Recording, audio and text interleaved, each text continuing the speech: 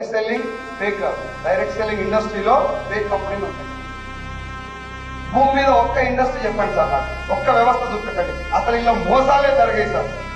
ఒక్కటి చూపెట్టు, నేను ఇప్పుడే ఆన్ ది స్పాట్ మైకి ఎత్తేసి బిజినెస్ బంద్ చేసి వెళ్ళిపోతాను. ఆన్ ది స్పాట్ ఈ వ్యవస్థలో మోసాలే జరిగాయి అనేది ఒక్కటి చెప్పరు నాకు, నేను ఇప్పుడే ఇక్కడ వదిలేసి వెళ్ళిపోతాను. రియల్ ఎస్టేట్ మంచిదా చెడ్డ? మోసాలు జరగలే వాళ్ళ వైద్య వ్యవస్థ, డాక్టర్లు ఇంజక్షన్లు ఇచ్చి ఆపరేషన్ చేసేది పరమ పవిత్రమైన వృత్తి డాక్టర్ వృత్తి. ఎస్ఆర్నో అల్ల కూడా ఆపరేషన్లు చేసి శవాలకు ట్రీట్మెంట్ చేసి డాక్టర్లు ఉండాలి. పోలీసులు లేకపోతే సమాజం లేదు. 4 రోజులు లీవ్ పెడితే హైదరాబాద్ అతలకతలం అయిపోతుంది. అలాంటి పవర్ఫుల్ వ్యవస్థ అయినటువంటి పోలీస్ వ్యవస్థలు కూడా పండాక 100 రూపాయలు చేస్తున్నారు లేదా? ఎస్ఆర్నో మరి ఇట్లాంటి వాళ్ళు ఉన్నప్పుడు దేశం కోసం ప్రాణం ఇచ్చిన పోలీసు వాళ్ళ సేవను ఏం చేస్తావు? అది కూడా తీసేస్తారా సార్? వాళ్ళు చేసినటువంటి సేవకు మనం రెస్పెక్ట్ చేస్తాం.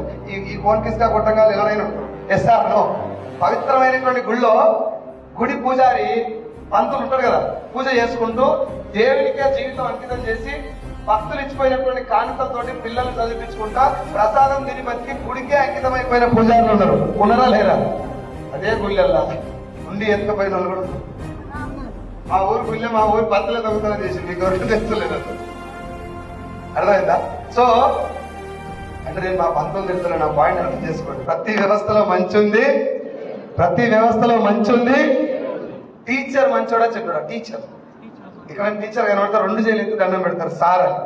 పిల్లలు కాదు, పిల్లల తాతలు కూడా దండం పెడతారు. చిన్నోడైనా నా వయసులో టీచర్ ఉంటే నాకంటే 30 ఏళ్ళు పెద్ద ముసలైన చూడ బిడ్డ నమస్తే అని అంటారు, లేకపోతే సార్ నమస్తే అంటారు. ఎస్ఆర్నో అంత పవిత్రమైన వృత్తి చేసేటటువంటి టీచర్ కూడా ఆడపిల్లలు ఏడిపించిన వాళ్ళు రాలేరు.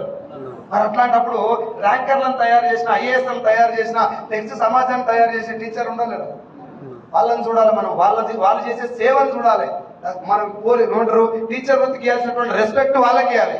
ఎస్ఆర్నో ఒక 2 టీచర్లు ఏదో చేసిన చెప్పి విద్యా వ్యవస్థను మొత్తానికంటే తొలగండి. అన్ని వ్యవస్థలలో మంచిని మాత్రమే తీసుకునే జనాలు ఒక డైరెక్ట్ సెల్లింగ్ వచ్చేసరికి 2-3 కంపెనీలు, 10-20 కంపెనీలు, 30-40 కంపెనీలు మందిని ముంచితే కథ అయిపోయి. ఇది మొత్తం ఫేక్. ఇగో ఇన్ని చూసినా చెప్తారు జనాలు. ఇన్ని నేను చెయ్యి పెట్టి ఏమేమి చూసినావు చెప్పాలని తెలియదు కానీ వచ్చిపోయినాయి అట్లా. మనం ఆవోడిని కట్టిండు, వీడిని కట్టిండు, ఆడిని కాదు నువ్వేమన్నా కట్టావా? నేను కట్టే నాకు తెలియదు. మరి నేను చెప్పేదా? నేను కనీసం వద్దు నేను మసక చూసిన మళ్ళీ వస్తాను. మళ్ళీ ఈ మసక చూసిన మళ్ళీ వస్తా అన్న వాళ్ళు మళ్ళీ ఏమైనా ఫోన్ చేయకుండా అంటే 10వ తారీఖు దొడ్డేలు పెట్టి ఫోన్ చేస్తారు. నిజంగా వస్తున్నారని